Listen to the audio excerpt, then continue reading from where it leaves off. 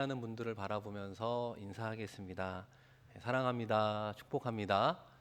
사랑합니다. 축복합니다. 여러분은 여러분의 미래를 생각할 때 어떤 생각, 어떤 느낌이 드십니까? 어떤 기관의 결정이나 사업의 문제, 비자의 결과를 기다립니다. 그런데 그것이 늦어지게 되면 이 걱정이 이만저만이 아닐 겁니다. 늦어지는 것도 사실은 불안한데 늦어진 그 결정이 혹여나 부정적일 때는 그 파장에 대한 걱정도 큰 것입니다. 자녀들의 입시 관련하여 어떻습니까? 싱가포르에서 특별히 로컬 학교에 보내는 우리 부모님의 자녀들 가운데 이 PSLE를 준비하는 친구들이 있죠. 초등학교 6학년인데 중학교 시험을 그때부터 준비하고 있습니다. 또 O레벨, A레벨, 또 대학 진학 관련해서도 우리 모두의 자녀들의 전망은 어떻습니까? 걱정 반, 기대 반. 이것이 아마 솔직한 우리의 생각인지 모르겠습니다. 어느 때는 잘 될 것 같기도 하고 또 어떨 때는 안 될 것 같기도 하는 생각과 마음이 들지 않습니까? 이 가장의 경우는 또 어떻습니까? 여러분이 속한 회사, 운영하는 사업장 어떻게 전망하고 있습니까? 당장 성사시켜야 하는 계약도 프로젝트도 여러 가지가 있는데 과연 잘 진행이 될까? 과연 우리 남편이 이번 회사에서 승진할 수 있을까? 이직을 생각하고 있다면 이직은 순조로울까? 수많은 미래에 대한 궁금함이 우리의 삶의 자리에 있습니다. 우리 모두는 다가오는 미래를 생각하면서 충분히 기대할 수도 있고 반대로 불안해할 수도 있습니다. 그 미래에 대해서 불안감을 느낀다면 그건 어떤 사인일까요? 미래에 대한 우리의 기대와 소원이 사실 있다는 사실입니다. 그 전제하에 갖고 있는 우리의 기대와 소원이 모두 좌절되었을 때 그 불안의 감정을 미리 당기어 지금 느끼고 있다는 것입니다. 그런 면에서 우리의 미래를 생각할 때 긍정적이든 부정적이든 이 모든 것들이 사실은 무엇으로부터 영향을 받을까요? 과거로부터 시작하여 지금의 나의 삶, 나의 과거와 현재의 모든 삶의 총합이 사실은 가까운 나의 미래에 큰 영향을 미치고 있는 것입니다. 오늘 말씀의 제목이 무엇입니까? 미래를 불안해하는 사람들입니다. 특별히 본문 속에 등장하는 요셉의 형들이 이 자신들의 미래를 생각하니 불안할 수밖에 없었던 그들의 이야기를 다루려고 합니다. 마찬가지로 요셉의 형들이 왜 미래를 생각할 때 불안했을까요? 자신들의 과거의 삶으로부터 지금 현재의 삶이 결과적으로 자신들의 미래를 불안케 했다라고 하는 것입니다. 우리가 먼저 그 부분의 배경에 대한 부분을 좀 알아야 하는데요. 이 요셉의 형들은 요셉에게 용서받지 못할 끔찍한 악행을 저질렀습니다. 어린 요셉을 죽이려고 하다가 이 다른 형제의 만류로 미디안 상인에게 팔아 버렸습니다. 그리고 집으로 돌아와서는 어린 요셉의 옷에 피를 묻히고 아버지 야곱에게 보여주는 거죠. 어린 요셉이 아마 들짐승에게 잡혀 죽은 것 같습니다. 이렇게 거짓말까지 했습니다. 요셉은 그 이후에 어떻게 되었습니까? 애굽의 시위대장 보디발의 집에 팔리어 종으로 살았습니다. 하나님이 함께 하시어 지혜롭게 하고 성실한 삶을 살았음에도 불구하고 우리가 아는 것처럼 억울한 누명을 쓰고 몇 년간 감옥 생활을 하게 되었습니다. 하나님의 때가 되었을 때 애굽 왕의 꿈을 그 어떤 술사도 해몽해 주지 못할 때 그 요셉이 바로 왕의 꿈을 해몽해 주었습니다. 그리고 그로 인해서 생길 수 있는 정치적인 사안, 문제도 해결할 수 있는 부분들을 잘 설명해 주었습니다. 우리가 흔히 하루아침에 스타가 된다고 하잖아요. 하루아침에 종살이를 하던 애굽에 팔려간 요셉이 애굽의 총리가 되었습니다. 믿지 못할 하나님의 극적인 역사가 새롭게 시작이 되었습니다. 요셉의 해몽처럼 이집트에 7년의 대풍년이 찾아왔고 이어서 7년의 지독한 기근이 애굽과 그 주변 지역에 찾아오게 되었습니다. 당연히 야곱의 온 가족도 그 양식을 찾으려고 애굽으로 오게 되었고, 그 과정에서 요셉과 요셉의 형들이 극적으로 만나게 되었습니다. 결과적으로 야곱을 포함한 온 가족이 기근을 피해 애굽으로 오게 되었습니다. 그때 야곱의 나이가 130이었는데 이제 17년이 지난 147년에 아버지 야곱이 애굽에서 그만 죽고 말았습니다. 바로 그 시점에 오늘 본문 말씀이 시작이 됩니다. 우리가 한번 이렇게 나누어 생각해 보면 좋을 것 같아요. 형들의 과거의 삶의 관점에서 볼 때 요셉의 형들은 왜 자신의 미래를 불안할 수밖에 없었습니까? 여러분, 우리가 함께 읽었던 15절 말씀인데요. 우리 한 목소리로 한번 같이 읽겠습니다. 요셉의 형제들이 그들의 아버지가 죽었음을 보고 말하되 요셉이 혹시 우리를 미워하여 우리가 그에게 행한 모든 악을 다 갚지나 아니할까 하고. 요셉의 형들의 솔직한 마음을 어떻게 표현합니까? 15절 끝에 보시면 우리가 그에게 행한 모든 악을 요셉이 다 갚으면 어떡하지? 이런 생각을 가지고 있었습니다. 요셉의 형들도 요셉에게 우리가 만행을 저질렀구나 후회하기도 하는 것입니다. 그것으로 인해서 자신들의 미래, 자신의 생명과 자녀들의 생명에 대해서 불안을 느끼고 있습니다. 주님 말씀 가운데 그런 말씀이 있죠. 뿌린 대로 거둔다라고 하는 겁니다. 우리말 속담에도 콩 심은 데 콩 나고 팥 심은 데 팥 난다라고 하는 거예요. 내가 과거로부터 현재 지금까지 무엇을 심으며 살아왔는가? 그 심은 대로 결과가 주어지는데 그 결과가 무엇을 결정짓습니까? 우리의 미래의 모습을 결정짓게 되더라. 사랑하는 성도 여러분, 우리 모두가 2022년 6월을 보내면서 지난 6개월 동안 여러분은 무엇을 심으며 살아왔습니까? 그 심은 나의 인생이 시간이 지나 나에게 부메랑으로 돌아올 때가 있다는 것입니다. 그에 따라 다가오는 나의 미래가 밝을 수도 있고 반대로 어두울 수도 있다는 것입니다. 혹시라도 여러분이 남에게 해를 가하는 삶을 살았습니까? 그렇다면 그것이 나의 부정적 미래로 돌아올 수 있다는 것입니다. 그것이 나의 미래가 될 수 있음을 기억해야 되는 거예요. 싱가포르 한인교회 안에 다양한 기도 정기적인 모임이 있습니다. 그 모임에 나오는 분들을 제가 유심히 좀 보거든요. 평소에 안 나오는데 나오게 되면 혹시 무슨 문제가 있나 연락을 드리게 됩니다. 어떤 분도 어느 시점 이후로 꾸준하게 나오게 되어서 연락을 좀 하게 됐어요. 집사님, 혹시라도 무슨 기도의 제목이 있으십니까? 이렇게 물어보았을 때 아니요. 근데 왜 나오시냐고 이렇게 물어보게 됐어요. 기도하러 나와도 이렇게 물어보는 좀 특이한 상황이 안타깝긴 하지만 그래도 물어보니까 특별한 문제는 없대요. 그럼 왜 나왔냐고 물어보니까 자신의 자녀들을 위해 부모로서 내가 무엇을 해줄 수 있을까 생각해 본 결과 자녀들을 위해서 기도해야겠다. 자녀의 미래를 위해서 내가 기도하는 부모가 되어야겠다 이야기를 하는 겁니다. 그분은 지금 자녀들의 미래를 위해서 무엇을 심고 있습니까? 기도로 하나님께 심고 있다는 이야기입니다. 우리가 계속해서 심는 그 삶은 미래에 우리에게 어떤 모습으로 다가오기를 여러분은 기대하고 있습니까? 우리가 한 걸음 더 나아가 현재 삶의 관점에서도 요셉의 형들은 왜 미래를 불안하게 여겼을까? 그 이유는 아버지 야곱이 돌아가셨기 때문입니다. 아버지 야곱의 죽음이 요셉의 형들을 더욱더 불안하게 만들었던 것입니다. 어떻게 보면 아버지 야곱이 살아계시니까 그 요셉이 형들에게 복수하지 못한 거 아니야? 이렇게 형들은 생각했던 것 같습니다. 그러니까 아버지가 형들의 울타리, 보호막 같은 역할을 해 주었던 것 같아요. 사랑하는 성도 여러분, 여러분을 안전하게 하고 안정감을 느끼게 해주는 여러분의 울타리는 무엇입니까? 여러분의 보호막은 무엇이라고 생각하십니까? 생각해보면 물질이 적은 것보다는 많을 때 안정감을 느끼게 돼요. 그래서 어떻게 보면 더 많은 물질을 벌려고 노력하는지도 모르겠습니다. 또 어떤 분은 이렇게 이야기를 합니다.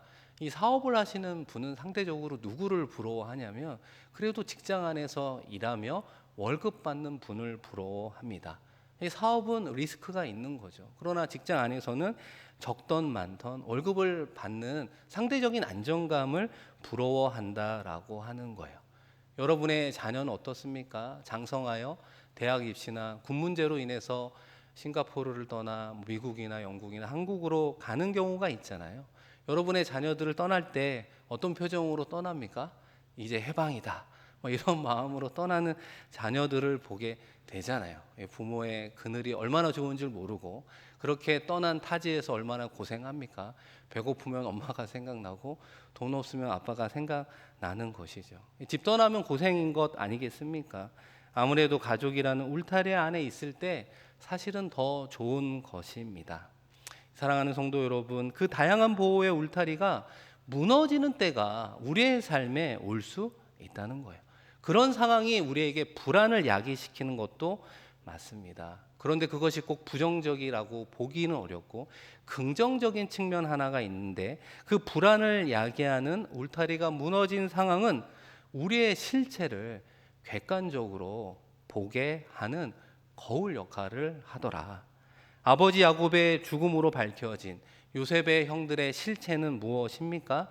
지난 17년간 요셉이 형들을 완전히 용서해 주었다라고 하는 용서를 믿지 못하고 여전히 마음 깊은 곳에서는 불안한 삶을 살았다라고 하는 겁니다. 17년 전 요셉과 형들이 만났을 때 요셉이 어떻게 이야기합니까? 창세기 45장 5절에 보시면 당신들이 나를 이곳에 팔았다고 해서 근심하지 마소서, 한탄하지 마소서, 하나님이 생명을 구원하시려고 나를 당신들보다 먼저 보내셨나이다. 물론 45장을 여러분 나중에 집에 가서 읽어보셔도 물론 요셉이 형들을 용서했다, 용서라고 하는 단어가 직접적으로 나오지는 않지만 그 흐름으로 보면 요셉이 형들을 용서했구나, 만행에도 불구하고 그를 받아들였구나, 그리고 지난 17년간 요셉이 형들을 정성껏 극진히 얼마나 잘 대우했는가라고 하는 것을 종합적으로 살펴본다면 요셉이 이미 우리를 용서했음을 알았어야 됐습니다. 그럼에도 불구하고 요셉의 형들은 지난 17년간 요셉의 용서를 받아들이지 못하고 불안감을 떨쳐내지 못했습니다. 우리가 그것을 어떻게 알 수 있습니까? 오늘 본문 말씀 16, 17절 말씀에 보시면요, 요셉에게 말을 전하여 이르되 당신의 아버지가 돌아가시기 전에 명령하여 이르시기를. 그러니까 아버지 야곱이 죽었는데 유언을 형들에게 따로 남겼다, 이런 이야기를 전해주는 겁니다. 17절, 너희는 이같이 요셉에게 이르라. 내 형들이 내게 악을 행하였을지라도 이제 바라건대 그들의 허물과 죄를 용서하라 하셨나니 당신 아버지의 하나님의 종들인 우리 죄를 이제 용서하소서 하며 요셉이 그들이 그에게 하는 말을 들을 때에 울었더라. 요셉의 형들은 왜 요셉의 용서라고 하는 부분을 지난 17년간 믿지 못하고 받아들이지 못했을까? 아무래도 요셉이 애굽의 총리로서 권력을 갖고 있으니까 마음만 먹으면 어떤 질책을 할 수 있다라고 생각했을 수 있습니다. 그런데 애굽의 총리 요셉은 아무런 질책도 아무런 벌도 내리지 않았어요. 무조건적으로 형들을 용서했습니다. 그래서 형들도 겉으로는 행복한 생활을 하는 것처럼 보였던 것 같아요. 우리의 형제 중에 애굽의 총리가 있다고 이야기하면서 때로는 그 위세를 함께 누렸는지도 모릅니다. 그러나 마음 깊은 곳에 요셉이 아버지가 죽으면 언제 우리에게 보복할지 모른다는 불안감을 떨치지 못했음을 보게 되는 겁니다. 이 사랑하는 성도 여러분, 저는 이 모습을 통해 우리와 예수 그리스도의 관계도 혹시라도 동일하지 않을까 생각해 봅니다. 우리도 예수 그리스도의 십자가의 사건, 그 보혈의 사건을 통해 우리의 과거와 현재와 미래의 모든 죄를 사함 받았습니다. 예수 그리스도를 통해 구원받은 하나님의 자녀가 되었습니다. 여러분 믿으십니까? 아멘. 우리는 그렇게 대답할 수 있습니다. 그렇다면 우리가 어느 때에 예수 그리스도를 나의 구원자로 영접한 이후부터 지금까지 그 죄사함의 은총을 얼마나 누리고 있었습니까? 죄사함의 은총이 어려운 표현이라면 예수 그리스도 안에서 얼마나 평안을 누리고 있었습니까? 주님 안에서 걱정 근심 없이 얼마나 평안의 삶을 살고 있었습니까? 이 질문 앞에 여러분은 어떤 대답을 하겠습니까? 많은 분들이 목사님, 저희는 평안을 누렸습니다, 이렇게 말씀하는 분들도 있지만, 내가 구원받은 하나님의 자녀, 모든 죄사함의 은총을 누렸음에도 불구하고 여전히 이 땅 가운데에서는 수많은 걱정과 근심과 불안 가운데 솔직하게 살아가고 있었구나. 이것이 우리의 실체일 수 있다는 것입니다. 우리 주님은 우리가 지은 죄를 용서해 주었다는 거예요. 그것은 우리로 하여금 죄책감에서 벗어나게 해주셨다는 거예요. 그것은 우리가 주일이든 주중이든 주님 안에서 평안과 자유로운 삶을 살아가라고 말해 주었음에도 불구하고 우리는 여전히 그 죄책감에 시달리거나 불안해하면서 살고 있는 것이 아닙니까? 우리의 구원자 되신 예수 그리스도, 우리 주님께서 평안을 누리라고 말씀해 주셨습니다. 그 평안의 삶을 누리는 구체적인 삶이 무엇일까 제가 한번 고민해 보았는데요. 그러면서 찾은 말씀이 하나 있습니다. 여러분, 마태복음 11장 28절에서 31절인데 우리 한번 의미를 생각하며 같이 읽겠습니다. 수고하고 무거운 짐진 자들아, 다 내게로 오라. 내가 너희를 쉬게 하리라. 나는 마음이 온유하고 겸손하니 나의 멍에를 메고 내게 배우라. 그리하면 너희 마음이 쉼을 얻으리니 이는 내 멍에는 쉽고 내 짐은 가벼움이라 하시니라. 아멘. 예수 그리스도 안에서 평안을 누리는 삶의 구체적인 모습 중에 하나가 무엇인가? 우리의 인생 가운데 짊어지는 무거운 짐, 우리의 인생 가운데 겪게 되는 고통과 그 환난을 예수 그리스도의 십자가 아래 내려놓으라 말씀하고 있습니다. 그 모든 것은 우리 주님이 지신다고 말씀해 주시고, 오히려 주님은 평안의 선물을 누리라고 말씀해 주고 있습니다. 사랑하는 성도 여러분, 그럼에도 불구하고 무척이나 아쉬운 점은 무엇입니까? 요셉의 형들이 지난 17년간 요셉의 무조건적인 용서를 온전히 받아들이지도 못하고 그 용서를 통한 자유함을 누리지 못한 것처럼, 우리도 어떻게 보면 예배 드릴 때는, 말씀을 들고 기도할 때는 결단하면서 인생의 무거운 짐을 주님 앞에 내려놓습니다. 고백합니다. 그러나 예배가 끝나고 나아갈 때 여러분의 인생의 짐 보따리를 다시 주섬주섬 여러분이 짊어지고 삶의 자리로 돌아가고 있지 않습니까? 그런 인생의 짐, 고통의 짐, 환난의 짐을 다시 지고 이 땅 가운데 돌아가니 우리는 쓰러지고 아파하고 힘들어할 수밖에 없는 것입니다. 그렇기 때문에 요셉이 50장 17절 말씀의 끝 무렵처럼 울었더라. 왜 요셉이 울었을까요? 형들이 불안해하는 모습을 보고 측은히 여기고 울었다는 거예요. 이미 용서해 주었는데, 이미 받아 주었는데 그것을 누리지 못하는 형들의 모습을 보고 요셉이 울었던 것처럼, 우리 주님께서 혹시라도 우리의 동일한 모습을 보시며 안타까워하십니다. 눈물을 흘리고 있는 것입니다. 사랑하는 성도 여러분, 우리 인생의 모든 짐을 주님의 십자가 아래 내려놓으십시오. 오직 주님만이 주실 수 있는 평안의 선물을 가지고 삶의 자리로 나아가십시오. 그런 삶을 살아갈 때 비로소 미래를 향한 우리의 마음이 걱정과 근심으로 휩싸인 불안에서 벗어나 자유와 평안을 누리게 되는 것입니다. 사랑하는 성도 여러분, 요셉의 형들은 자신들의 미래를 불안해하는 실패의 인생을 살았던 사람입니다. 그렇다면 반대로 요셉은 어떤 인생을 살았을까요? 요셉도 자신의 미래가 불안할 수밖에 없는 그런 시간을 보내고 있을 때 어떻게 불안해서 평안으로, 어떻게 실패해서 성공이라고 하는 승리의 삶을 살아갈 수 있었을까요? 우리가 시간을 좀 더 거꾸로 돌이켜 본다면, 요셉이 애굽의 종으로 팔린 나이가 언제입니까? 17세에 팔리고 애굽의 총리가 되었을 때가 30이었습니다. 그러니까 요셉의 인생 가운데 가장 암울했던 시기가 그 17세로부터 30세의 인생이라고 이야기할 수 있습니다. 그 13년 동안 형들이 나를 이곳에 팔았지 라고 하는 심리적인 고통, 그리고 펼쳐지는 종과 감옥 생활 속에서도 어떻게 요셉이 비관적으로 미래를 바라보지 않고 앞서 말씀드린 대로 불안해서 평안으로, 어떻게 보면 실패해서 성공으로 나아갈 수 있었을까요? 그 승리의 요인은 크게 두 가지가 있다고 생각합니다. 이 첫 번째 키워드는 형통이라 말할 수 있습니다. 여러분, 이 형통이라고 하는 건 잘 된다라고 생각을 하실 수도 있지만, 여기서 말하는 형통의 핵심은 임마누엘이라고 말할 수 있습니다. 임마누엘이라고 하는 것이 하나님이 우리와 함께 하신다는 거죠. 하나님이 함께 하시는 모습이 요셉에게는 형통이라고 모습으로 찾아오게 되었습니다. 앞서 말씀드린 대로 17세에서 30세라고 하는 그 시간 속에 요셉의 인생 가운데 두 번 형통했더라 성경은 우리에게 증언하고 있습니다. 첫 번째, 요셉은 언제 형통을 경험하게 되었습니까? 애굽의 시위대장 보디발에게 종으로 팔리게 되었을 때입니다.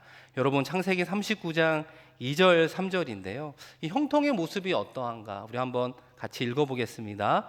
여호와께서 요셉과 함께 하심으로 그가 형통한 자가 되어 그의 주인 애굽 사람의 집에 있으니 그의 주인이 여호와께서 그와 함께 하심을 보며 또 여호와께서 그의 범사에 형통하게 하심을 보았더라.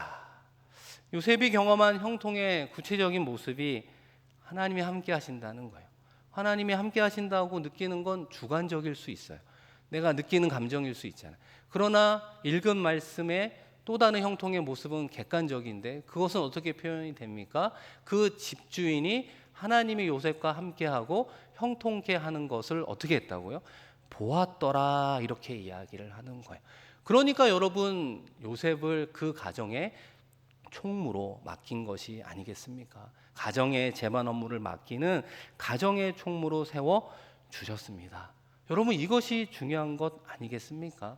비록 어느 집의 종으로 살지만 종으로 끝나는 인생이 아니라 그 가정의 재반 업무를 맡는 총무로 하나님께서 세워 주셨습니다.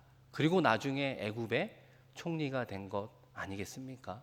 그러니까 여러분이 어느 곳에 속하든지 그 공동체가 크든지 작든지 높든지 낮든지 중요한 것이 아니라 그곳에서 하나님과 함께 하느냐, 그래서 하나님께서 함께하는 형통 임마누엘의 모습을 보여주느냐, 그것이 중요한 것입니다. 그리고 때가 되면 하나님께서 더 큰 자리로, 하나님께서 여러분을 움직여 주는 것 아니겠습니까? 여러분, 무엇이 놀라운 점이라고요? 요셉이 종의 신분에서 형통을 누렸다. 가장 비참할 수 있는 위치, 가장 서글플 수 있는 장소에서도 하나님께서 요셉을 떠나지 않았던 그 임마누엘의 증거가 무엇입니까? 주인이 요셉의 형통함을 보았다라고 하는 것입니다. 여러분, 두 번째 요셉이 경험한 형통은 언제입니까? 보디발의 집에서 누명을 쓰고 감옥에 갇혔을 때입니다. 여러분, 창세기 39장 23절인데요. 우리 한 번 더 같이 읽겠습니다. 간수장은 그의 손에 맡긴 것을 무엇이든지 살펴보지 아니하였으니 이는 여호와께서 요셉과 함께 하심이라. 여호와께서 그를 범사에 형통하게 하셨더라. 노예였던 요셉은 더 좋아진 것이 아니라 상황으로 보면 재수가 되었습니다. 옥살이를 하게 되었습니다. 요셉은 정직하게 행동했지만 결과는 더 안 좋게 나왔던 것입니다. 그런데도 성경은 요셉이 하나님께 버림받았다고 하지 않습니다. 하나님이 그와 함께 하셨기 때문입니다. 요셉이 경험한 두 번째 형통의 모습 무엇입니까? 주도권이라고 하는 거예요. 요셉은 어려운 상황, 어려운 처지에 놓여 있지만 어느 곳에 있든지 주도권을 잃지 않았다라고 하는 거예요. 그가 종으로 살았던 감옥에 있을지라도 요셉은 오히려 주변 사람들을 이롭게 하고 세상이 요셉을 중심으로 돌아가는 것을 목격하게 되었습니다.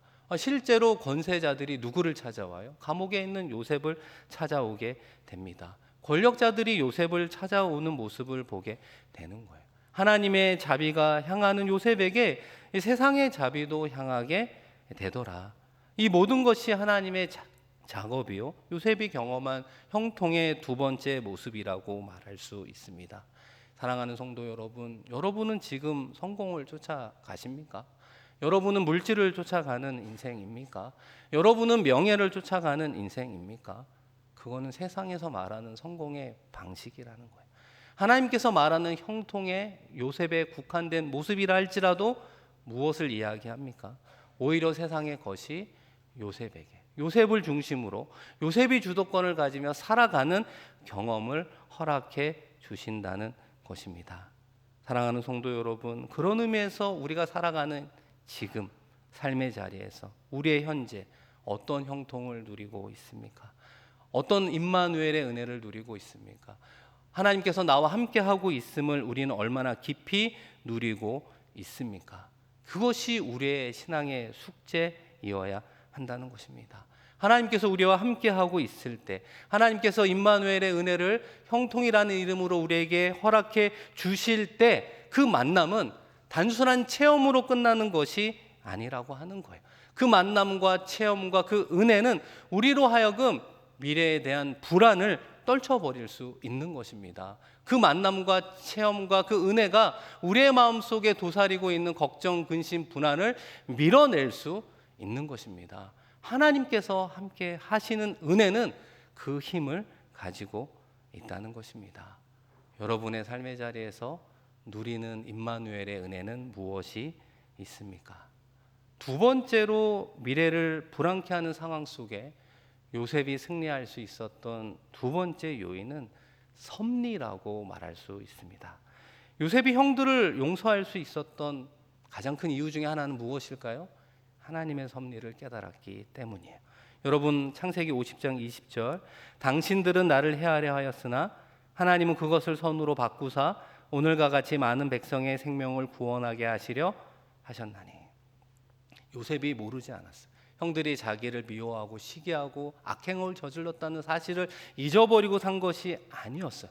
그런데 그런 형들의 악을 선으로 바꿔준 사람이 누굽니까? 바로 하나님이라고 하는 거예요.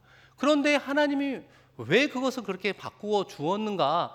애굽의 총리가 되고 보니 그 요셉을 통한 하나님의 계획과 섭리가 무엇인지를 알게 되었다라고 하는 거예요. 나로 하여금 많은 사람의 생명을 구원하기 위해서 애굽의 총리로 세워 주셨구나. 그렇기 때문에 애굽으로 나를 판 형들은 볼 때는 미워할 수 있지만 하나님의 섭리의 렌즈를 통해 형들을 바라보면 하나님의 구원의 도구로 사용해 주셨구나. 그것을 인정하고 그 부분에 마음이 열릴 때 형들을 용서할 수 있었던 것입니다. 사랑하는 성도 여러분, 그래서 요셉은 애굽의 총리가 되었어도 교만하지 않고 총리로서의 직을 선하게 사용하여 많은 사람의 생명을 구원하는 모습을 보게 되는 것입니다. 더 나아가 형들을 용서할 수 있는 열린 마음의 소유자가 되었던 것입니다. 하나님은 우리를 이곳 싱가포르에, 특별히 싱가포르 한인교회에 불러주시고 신앙생활하게 하신 이유가 무엇일까요? 그 이유와 목적이 곧 여러분을 향한 하나님의 계획이요, 하나님의 섭리라고 하는 겁니다.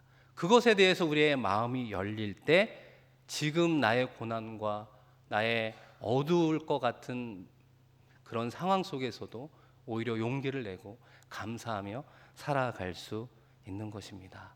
사랑하는 성도 여러분, 우리에게 다가오는 미래를 생각할 때 여러분은 긍정적이십니까? 부정적이십니까? 미래는 우리의 영역이 아니에요. 하나님의 영역입니다. 하나님께서 우리에게 주신 영역은 현재라고 하는 것이죠. 우리의 몫으로 남겨두었습니다. 그렇기 때문에 우리는 현재라고 하는 지금 이 순간, 이번 한 주 삶의 자리에서 미래를 바라보며 악을 심는 것이 아니라 선을 심는 삶을 살아가야 하는 것입니다.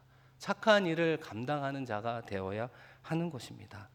요셉처럼 삶의 자리에서 하나님의 함께 하심을 누리는 신앙 생활에 초점을 두어야 하는 것입니다. 마지막으로 이곳에 우리를 불러주신 하나님의 계획, 섭리가 무엇인가 열린 마음으로 찾아보아야 하는 것입니다. 그럴 때 하나님의 뜻과 이유와 목적과 계획, 그 섭리를 깨닫게 될 때 비로소 우리는 평안을 누릴 수 있습니다. 그리고 그것을 허락하신 주님과 함께 요셉처럼 미래를 개척하고 실패에서 성공으로, 불안에서 평안으로의 삶을 살아가게 되는 줄로 믿습니다. 그런 삶의 승리자가 되기를 주님의 이름으로 축원드립니다. 우리 이 시간 함께 말씀을 기억하며 기도하겠습니다.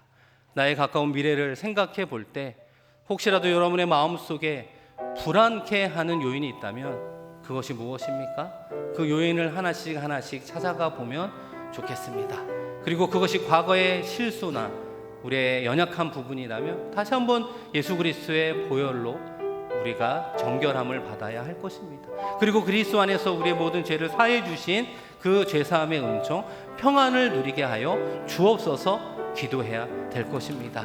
이 세상 가운데 인생에 무겁고 힘든 짐이 없는 사람이 어디 있겠습니까? 그러나 그것을 주님께 맡겨드리는 믿음의 결단이 우리 가운데 있게 하여 주시고, 예배 후에 돌아가는 발걸음 가운데 예수 그리스도의 멍에 쉽고 가벼운 평안의 짐을 허락하여 주옵소서. 우리의 삶의 자리에서 하나님이 함께 하시는 그 임마누엘의 삶을 경험케 하여 주시옵소서. 때로는 형통으로, 때로는 주도권의 모습으로 함께 하시는 그 하나님과 현재에서도 미래에서도 승리하게 하여 주옵소서. 말씀 기억하며 마음 모아 기도하겠습니다. 하나님 아버지, 이 시간 이 자리에 우리를 불러주셨습니다. 2022년 6월의 삶을 뒤돌아보면서 우리는 어떤 인생을 살아왔는가, 때로는 객관적으로 돌아보게 하여 주시옵소서. 혹시 형들처럼 선이 아니라 악을 행하며 많은 이들에게 고통을 주는 인생을 살아왔다면 예수 그리스도의 이름으로 회개하며 나아가는 인생 되게 하여 주시고, 다시 한번 선과 착한 일을 섬기며 나아가는 우리 모두가 되게 하여 주시옵소서. 예수 그리스도의 십자가의 보혈이 우리의 모든 죄를 사해 주셨습니다. 아버지 하나님, 그 평안을 누리게 하여 주시옵소서. 수고하고 무거운 짐진 자들아, 다 주님께로 오라고 하신 주님의 말씀처럼 무거운 짐, 고통과 환난의 짐을 주님의 십자가 아래 내려놓게 하여 주시고, 집으로 돌아갈 때에는 주님의 평안을 온전히 누리며 나아가게 하여 주시옵소서. 삶의 자리에서 요셉처럼 주님이 함께 하시는 그 임마누엘의 은혜, 형통과 주도권의 은혜를 누리며 나아가게 하여 주셔서, 때로는 우리의 상황과 우리의 역경이 그대로 있을지라도 그 가운데서도 우리와 함께 하시는 하나님의 형통의 은혜와 복으로 승리하며 나아가게 하여 주시고, 승리의 발걸음을 걸어 나아갈 때 궁극적으로 우리의 미래를 하나님께서 실패가 아닌 성공으로, 불안이 아닌 평안으로 만들어 주실 것을 믿습니다. 믿음으로 이번 한 주 승리하는 우리 모두가 되게 하여 주시고, 궁극적으로 하나님의 영광이 되는, 하나님의 나라의 일꾼으로 쓰임받는, 많은 생명을 살리는 데 쓰임받는, 하나님의 섭리를 이룰 수 있는 하나님의 귀한 존재들로 삼아 주시옵소서. 오 아버지 하나님 감사합니다.